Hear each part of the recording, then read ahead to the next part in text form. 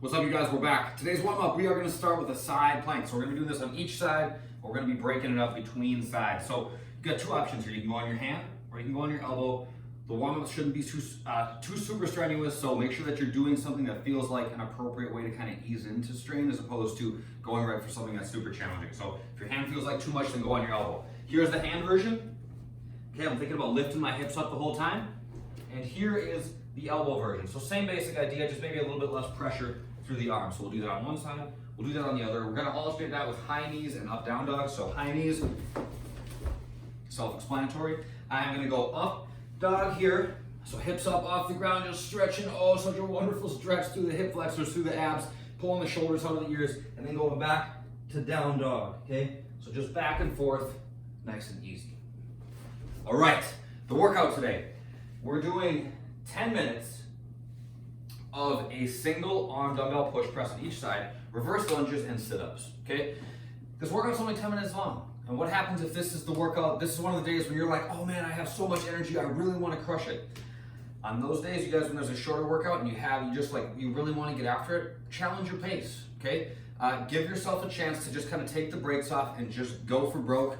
Obviously, technique needs to remain consistent throughout. That's always most important. But 10 minutes should be plenty of time to get in a good strenuous workout if you challenge your pace. So keep in mind that the pace should vary from day to day, right? The duration of the workout, the equipment that we use, the style of workout changes. The pace also needs to change based on how you feel. So just keep it in mind that it doesn't always have to be a constant. It's something that you can use and kind of fluctuate as you, depending on how you feel. So single arm dumbbell push press. We're gonna do 9 of these per side, okay? And based on the weight that you have, right? If you have really heavy weights, that automatically kind of cranks up the intensity. If you have light weights, it's a little bit harder to get there. All right, single arm push press. Feet are about hip width, belly's tight. I dip, look at my knees. They push apart. Okay, my heels are flat. I drive my hips open and push to overhead. Dip, drive and press. 9 on one side, then switch and do 9 on the other. After that, reverse lunge. Oh, I thought I was gonna be lying to you guys. Reverse lunge steps. Tap that back knee, stand up. Tap that back knee, stand up. Think about when your back knee hits the ground, that you're pushing through the heel of the front foot every single time. Pushing through the heel of the front foot. Sit-ups, easy money. Use your arms. Arms help give you some momentum out of the bottom. I see sometimes when people get tired, they throw their arms like this. They're throwing from the elbow. Think about throwing from the shoulder. That's gonna give you just more oomph to get up. All right, bodyweight version, basic same thing, except we're gonna do 9 hand release push-ups instead of the single arm push press. So, traditional push-up, I lower down, I touch my chest and push back up. For a hand release, I lower down to the bottom, pick up my hands, replant, and then push back up. I one time had somebody tell me, they're like, oh, I really like those hand release push-ups, they're easier. And I cried, it's so sad, because they're supposed to be harder, right?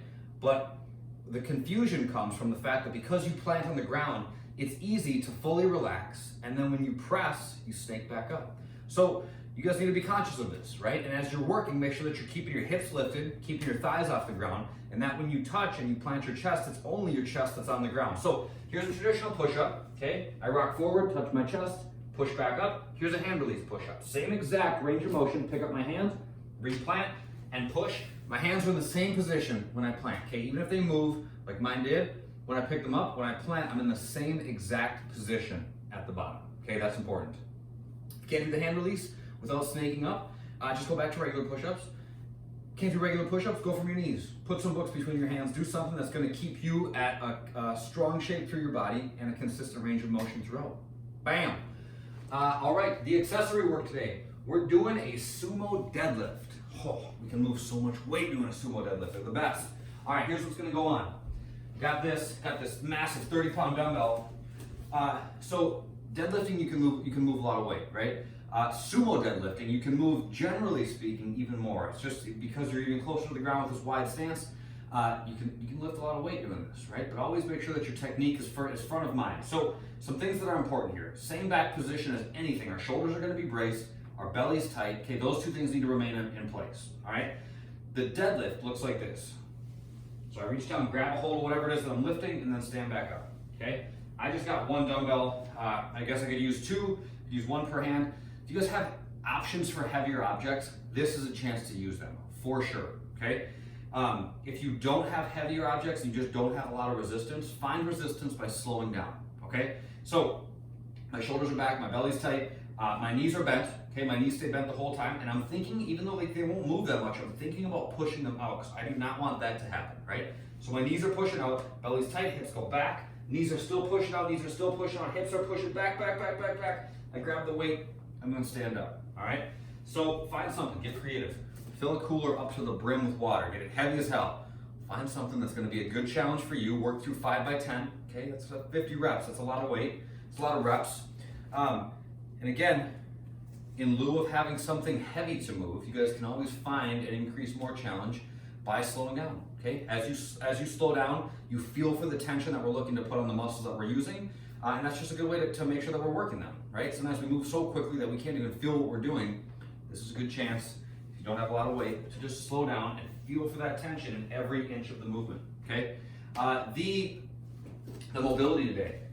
We're doing the front, in quote, splits, especially when I demonstrated. There is huge emphasis on the quotation marks around splits because I ain't doing the full splits.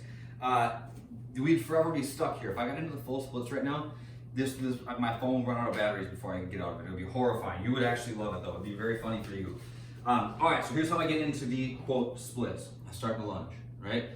As I get lower, all I'm thinking about doing is scooting my back knee further back. So I scoot back a couple inches, scoot back a couple more inches, and look what's happening. Look at my front leg is getting extended. Oh my God, it's extending. So I'm getting down just as far as I can. So if I was to stay here, I'm just like, I got myself into a pretty significant stretch pretty quickly. So I just backed off a little bit. I just walked my back knee a little bit further forward so that I have a stretch that I feel like is productive for me, but it's not one that I'm like panicking to get out of as quickly as I can, all right?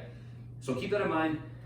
You wanna keep this front leg extended, all right? If you go back and forth between like bending it and straightening it back and forth, that's fine.